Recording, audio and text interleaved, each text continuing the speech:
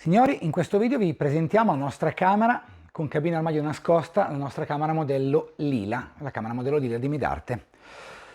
Qui vediamo il letto, intravediamo qualcosa qui, ma ci arriviamo dopo.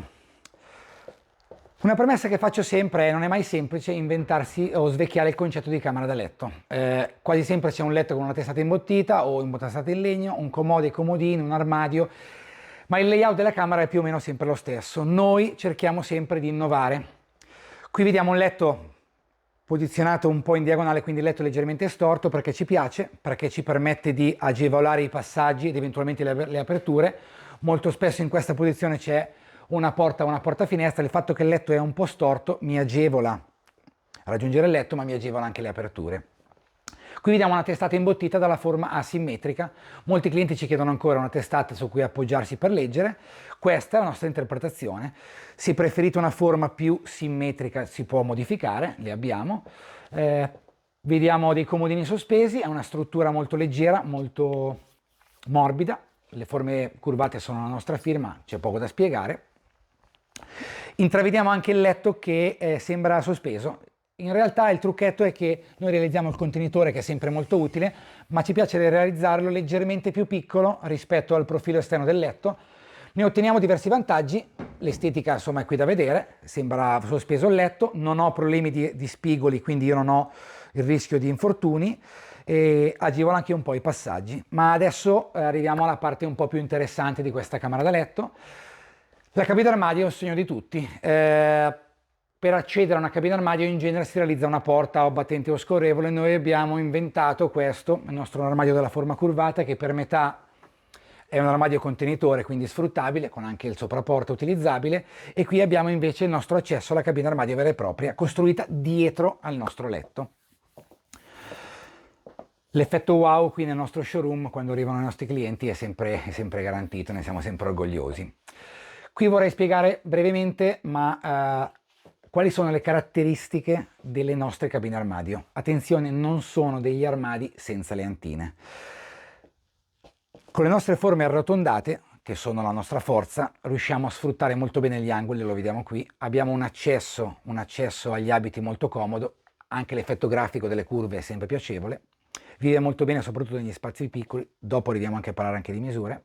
Le nostre cabine armadio sono costruite con un principio molto semplice ma funzionale. Abbiamo degli elementi verticali montanti e degli elementi orizzontali che sono i nostri ripiani, che generalmente sono un pochetto più profondi rispetto al montante. Mi dà un senso di profondità. Cosa importante, le cabine armadio hanno sempre ripiani leggermente meno profondi rispetto all'armadio tradizionale, quindi in spazi molto piccoli riusciamo a guadagnare centimetri preziosi.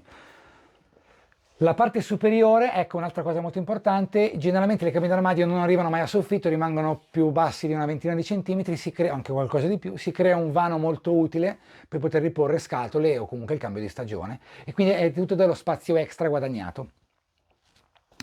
Ora vorrei un attimino far presente che, come tutte le nostre proposte, sono personalizzabili nei colori e nelle finiture. Quasi sempre c'è un gioco di due colori, due materiali, per dare un po' di profondità. Le misure vengono sempre personalizzate. Ecco, vorrei parlare di due misure.